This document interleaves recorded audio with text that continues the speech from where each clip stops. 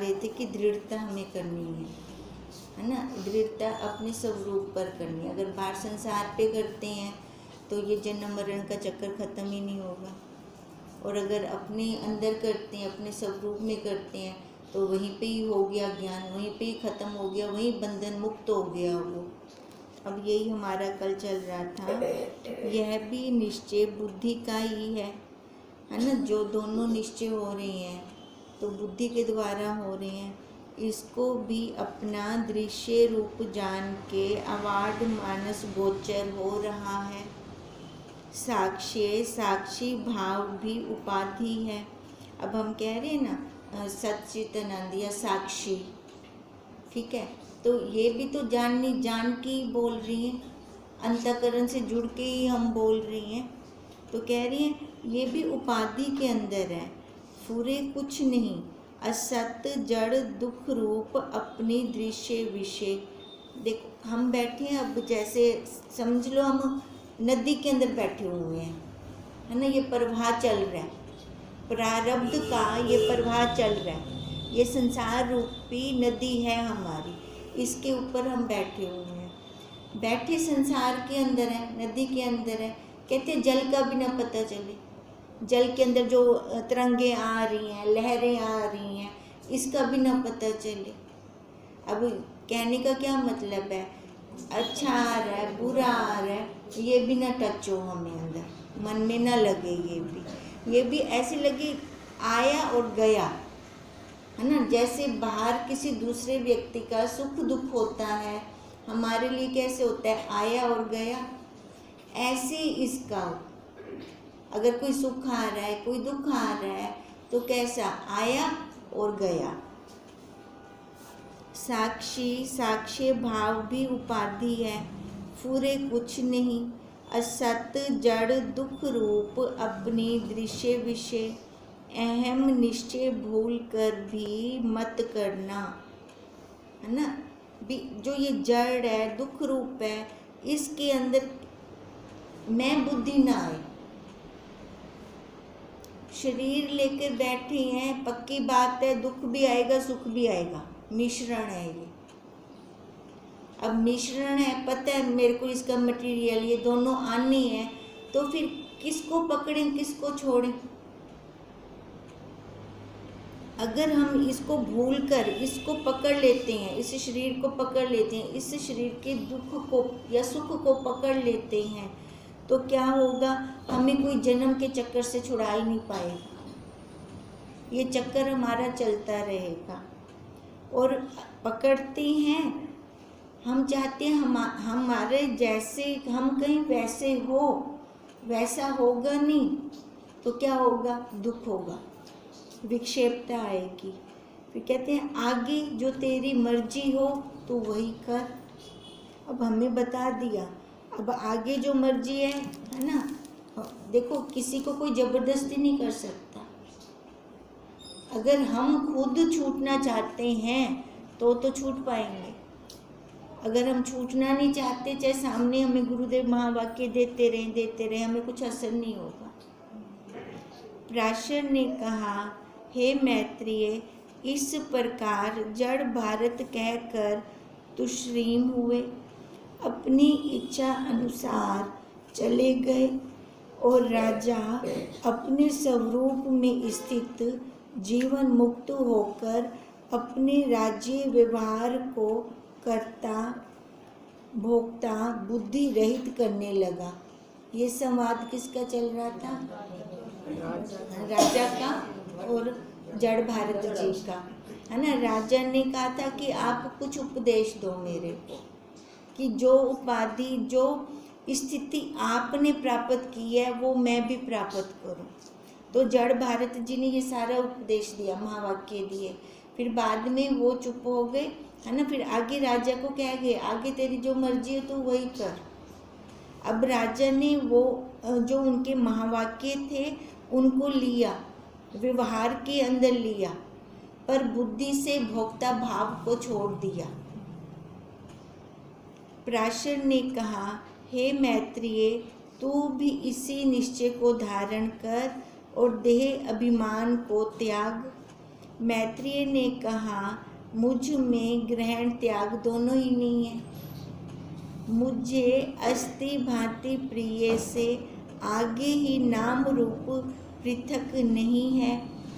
अब धारण किसका करूं?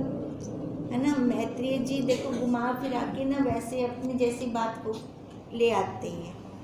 वो क्या कह रहे हैं? मैत्रेय ने कहा, मुझ में ग्रहण त्याग दोनों नहीं है। उन्होंने कहा था ना, तू भी इस निश्चय को ग्रहण कर। तो वो कह रहे हैं, ग्रहण करूँगा तो त्याग भी होगा, मैं तो दोनों से ऊपर हूँ।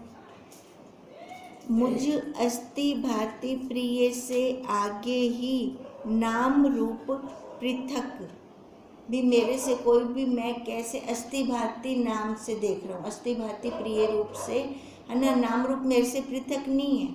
विधि पक्ष से बोल रहे हैं मैत्रेय जी, मैं भी वही रूप हूँ। अब धारण किसका करूं और ग्रहण किसका करूं? निश्चय करना बुद्धि का धर्म है, सो नाम रूप का निश्चय बुद्धि कर सकती है। बुद्धि किसको ले सकती है? नाम रूप को, आकार को, जो बाहर से दिख रहा है उसको ले सकती है, जो नहीं दिखता उसको तो नहीं ग्रहण कर सकती, है ना, या जिसका हमने कभी अनुभव ही ना किया उसको भी वो नहीं ग्रहण कर सकती। तभी मैत्रेय जी कह रहे हैं, निश्चय करना बुद्धि का धर्म है, सो नाम रूप का निश्चय बुद्धि कर सकती है, नाम रूप से रहित का नहीं। जो निश्चय करूँगा सो नाम रूप का ही करूँगा। अब देखो, अब जो अहमदाबाद आश्रम गए हुए हैं ना, वो यहाँ बैठकर वो वहाँ पहुँच सकते हैं, ठीक है। जो कभी गए नहीं वो नहीं पहुँच सकते। क्यों? गए नहीं है, उन्होंने देखा ही नहीं है। बुद्धि उसका निश्चय कैसे करे फिर, है ना, बुद्धि उसका निश्चय नहीं कर सकती ना। अब यही बात है, देखो जो नाम रूप आकार को जिस बुद्धि ने देखा है, बुद्धि का देखने का क्या मतलब है? आंखों के द्वारा, इन चरम आंखों के द्वारा जो देखा है वो बुद्धि निश्चय कर सकती है बस। और जिसको देखा नहीं है उसका वो निश्चय नहीं कर सकती। जो निश्चय करूँगा सो नाम रूप का ही करूँगा। अब उस साक्षी को किसने देखा? देखा? किसी ने देखा ही नहीं, तो उसका निश्चय कैसे होगा? क्यों? क्योंकि वही उसको दिखा रही है। दृष्टा दृश्य को देख सकता है, दृष्टा दृश्य से बड़ा है, दृश्य दृष्टा से बड़ा नहीं है।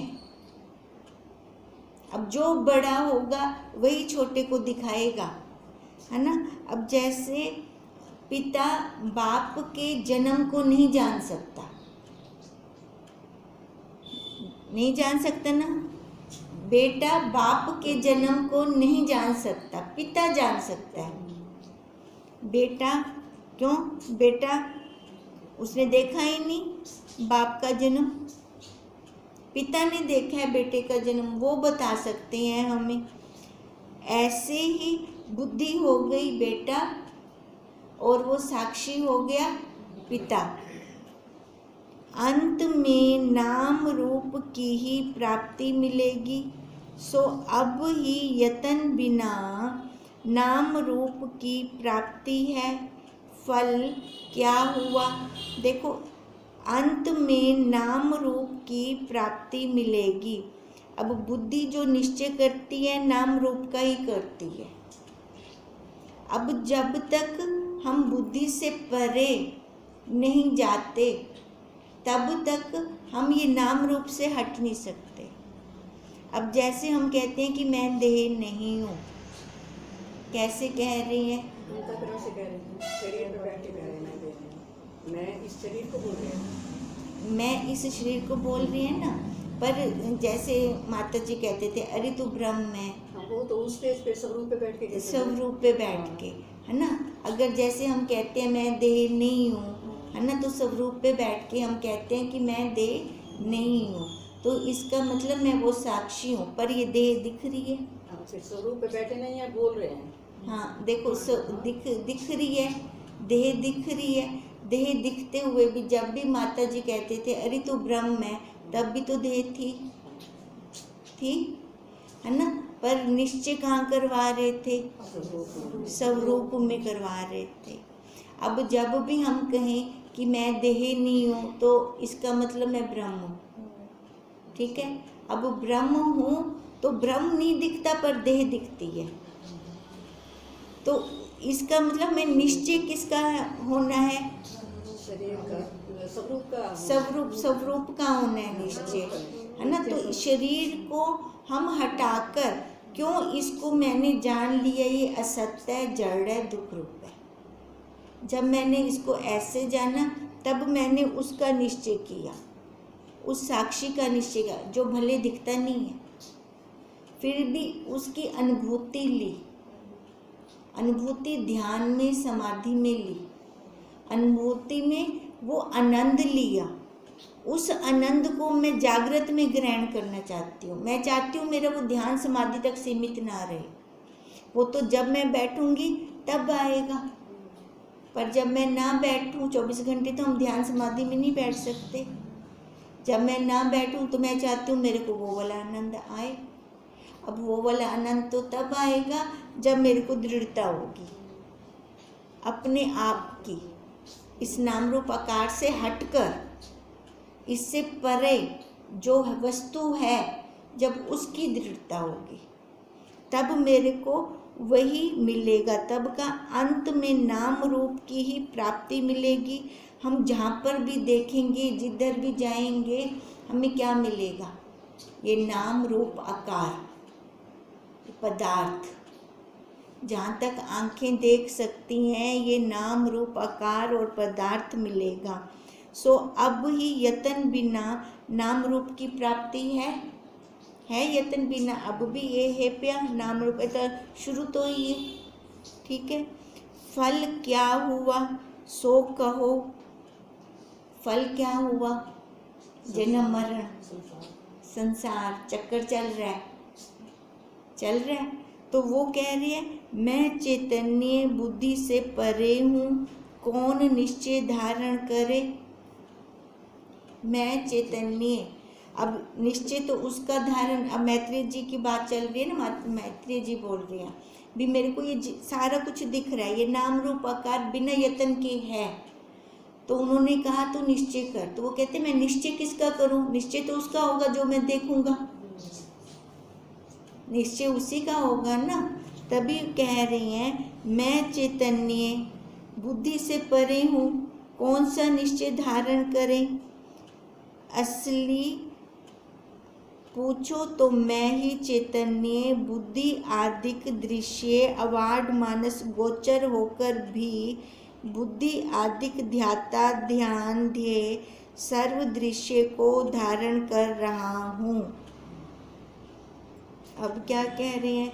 असल में मैं चैतन्य, अब चैतन्य के द्वारा त्रिपुटी ली जा रही है ना, साक्षी के द्वारा ही ये ज्ञान लिया जा रहा है। साक्षी उस अंतःकरण को एक्स दे रहा है, अंतःकरण का एक्स फिर मन बुद्धि पे जा रहा है, तब ये ज्ञान हम ले पा रहे हैं। तो इनडायरेक्ट वे से मैं वही हो गया, बुद्धि आदिक ध्याता ध्यान ध्येय सर्व दृश्य को धारण कर रहा हूँ। पिसे हुए का पुनः क्या पिसना, पर कथा उस संत की कहो। वहाँ तक तो बात कह देते हैं, पिसे हुए का क्या पिसना, है ना, है तो वही और क्या लेना। पर जब है वही तो इसका मतलब दृढ़ता नहीं है ना, जब है सारा तो कथा भी तो उसकी होगी। अगर अभी भी कुछ इच्छा बाकी है तो इसका क्या मतलब है कि शब्दकोश बन गया है, वाणी से मैं बोल रहा हूँ पर दृढ़ता अभी है नहीं। हे मैत्रेय, अब कथा किसकी कह रहे हैं? जड़ भारत की कहो। हे मैत्रेय, कोई एक राजा था, सो सुखपाल की सवारी करने का व्यसनी था। रहुगण तिसका नाम था। एक महान शीतल चारु सर्व ऋतु के पुष्पों से शीतल सुगंध वायु से तथा अनेक पक्षियों के शब्दों से संयुक्त पर्वत था। अब ये आगे और कथा सुना रहे हैं। तिस पर्वत पर राजा गर्मी के दिनों में अपने गृह से पालकी पर सवार होकर हमेशा हवा खाने तथा संतों से मिलने वास्ते आया करता था। एक दिन ग्रीष्म ऋतु में पालकी में सवार होकर तिस पर्वत में हवा लेने वास्ते चला। मध्य में सुखपाल के उठाने वाले कहारों को बीमारी हो गई। राजा ने सब हाल जान के अलंकारों को हुक्म किया कि जल्दी कहारों को लाओ। सो परमादि अलंकारों को कहारों की तलाश करते हुए दो मनुष्य मोटे ताजे तिसी जंगल में विचरते हुए मिले। कैसे हैं ये? ना हिंदू ना मुसलमान जाने जाते हैं, ना नगन है, ना सम्यक वस्त्र भगवे पहने हुए हैं, ना केवल मुंडित हैं, ना केवल जटाधारी हैं, ना पंडित हैं, ना मूर्ख जाने जाते हैं, ना पूज्य हैं, ना अपूज्य जाने जाते हैं, ना अमीर हैं, ना फकीर जाने जाते हैं, ना शुद्ध, ना मलिन, ना संत, ना असंत, ना त्यागी, ना ग्रही जाने जाते हैं। अव्यक्त ही तिनका निश्चय है। अब जो दो उनको मिल गए। अव्यक्त ही तिनका चिन्ह है।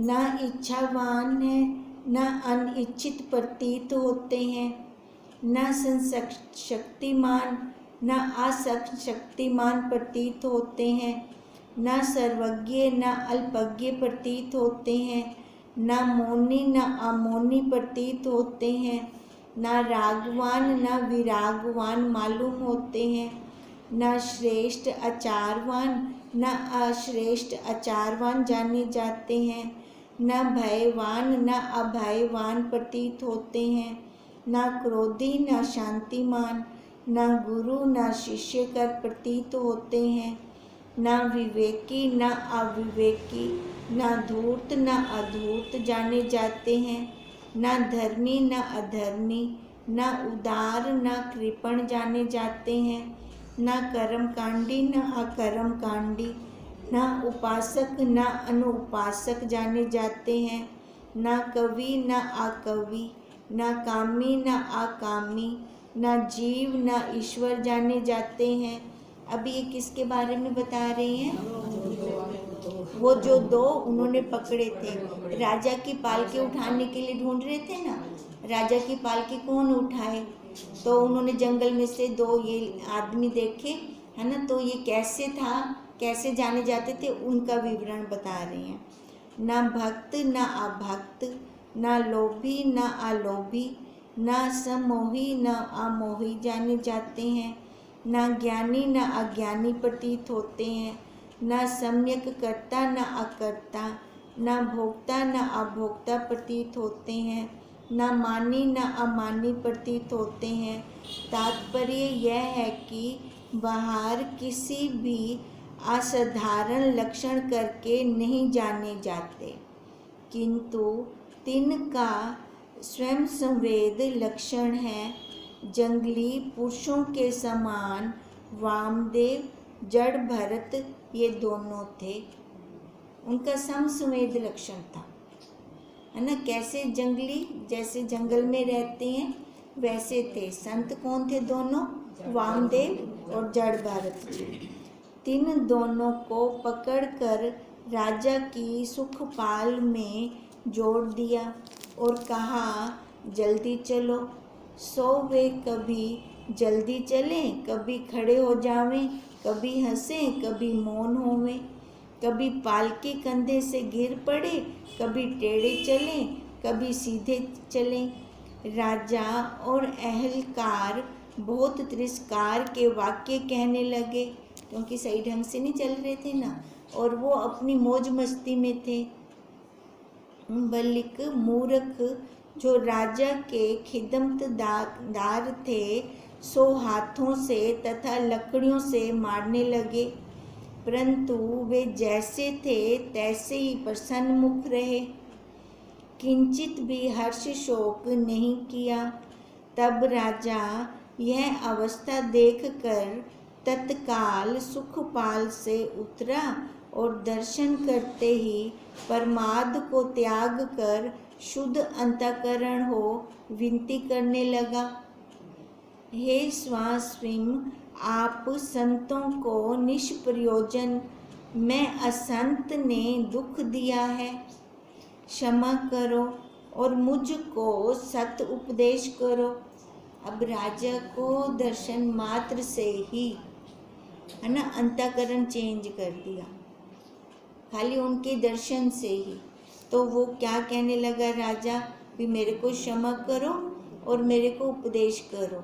अब वो ऐसे क्यों कहने लगा राजा, क्योंकि वो उनको ताड़ना दे रहे थे, पर उनके ऊपर कोई भी असर नहीं था, समता के अंदर थे वो। प्रथम जड़ भरत बोला, हे राजा, हमारे कंधे पर सुखपाल देने से तूने पाप माना है, सो सुखपाल का बोझ कंधे पर है, कंधों का बोझ कमर पर है, कमर का बोझ गोडों पर है, गोडों का बोझ चरणों पर है, और चरणों का बोझ पृथ्वी पर है। पृथ्वी से क्षमा करवाओ। अब देखो, अब वो मतलब राजा को क्या कह रहे हैं, भी तूने हमें भी, तू मेरे से क्षमा मांग रहा है ना, मेरे से क्षमा मांगने की जरूरत नहीं है ना, कंधों पर है। अब कंधों से घुटनों, टांगों पर, टांगों से कमर पर, है ना, फिर गोडों पर, गोडों से चरणों पर, चरणों से पृथ्वी पर। अब क्षमा मांगनी है तो पृथ्वी से मांगो।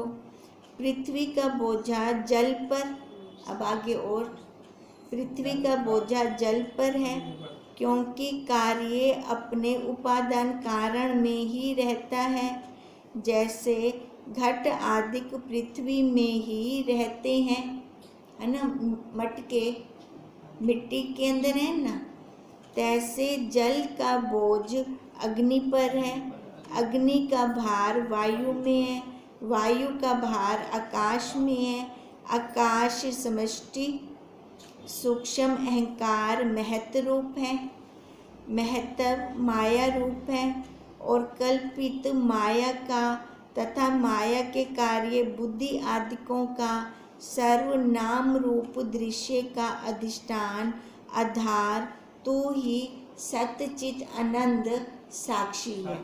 घूम फिर कर कहाँ आ गए, साक्षी पर आ गए।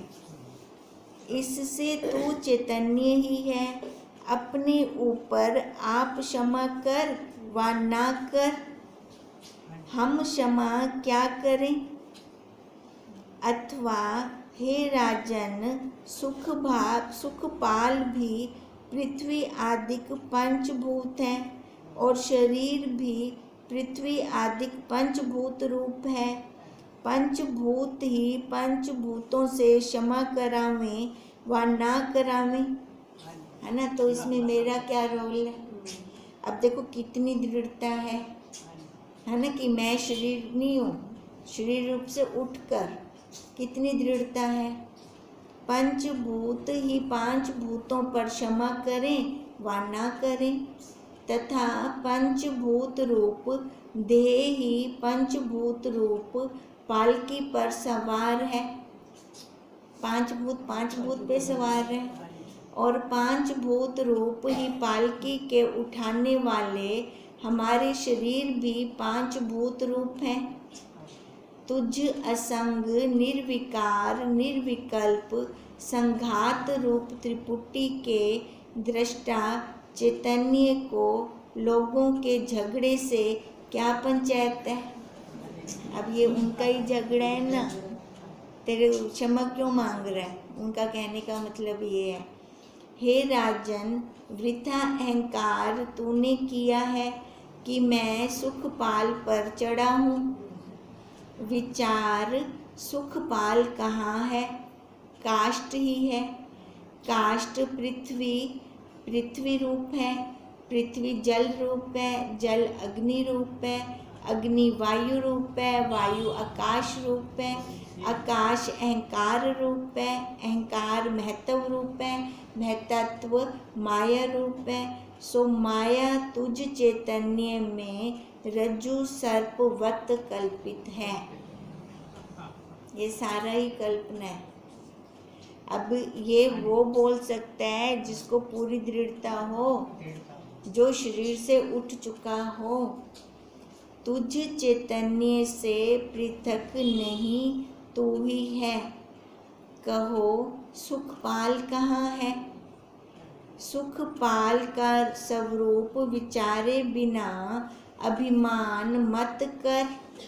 तुझको लज्जा नहीं आती कि अपने ऊपर आप सवारी करता है।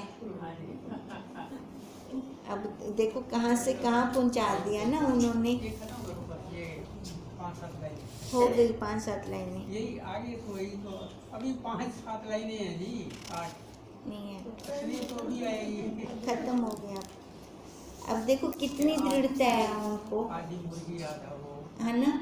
अब सारा का सारा कहाँ से कहाँ पहुँचा दिया। वो कहते मैंने पालकी उठवाई है, मेरे को क्षमा करो। पालकी को कैसे 5 भूत 5 भूतों को उठा रहे हैं, 5 भूत 5 भूतों पर बैठे हैं, है ना। कैसे घुमा फिरा के वहाँ साक्षी पर आ गए। वही तो है ना, ओतप्रोत तो हो गया, पर दृढ़ता कितनी हुई। अब ये दृढ़ता होगी तभी निबेड़ा होगा। अच्छा, अब ये भी जरूरी नहीं है कि जैसे जड़ भारत जी को ज्ञान हुआ सबको ऐसे होगा, ये भी जरूरी नहीं है ना। तो मतलब तभी कहते हैं ज्ञानी की मति ज्ञानी जाने। हर एक को ज्ञान के ऊपर अपनी दृढ़ता होती है। वो कैसे होती है वो खुद स्वयं जानता है, और सबको एक जैसे नहीं हो सकता। मंजिल एक रहेगी, है ना। मंजिल एक रहेगी, लक्ष्य एक रहेगा, पर रास्ते अनेक रहेंगे। कोई किस रास्ते से पहुंच जाता है तो कोई किस रास्ते से पहुंच जाता है ना। कई संत ऐसे होते हैं जिनको मतलब क्रोध होता है, ठीक है। क्रोध उनका कैसे होता है? पानी जैसा। उस टाइम क्रोध किया, उसी टाइम खत्म भी कर दिया, उसको लिया नहीं अंदर उन्होंने। ऐसे तो फिर वो भी मुक्त हो गए हैं, है ना। मेन मकसद क्या है कि मुक्त होना है। मुक्त हम हैं, मुक्त हैं। मुक्त होते हुए भी मुक्त होना, जैसे त्याग का त्याग कहते हैं वैसे होना, और वो हम अपनी दृढ़ता से ही हो सकते हैं। ओम तम नमामि हरि।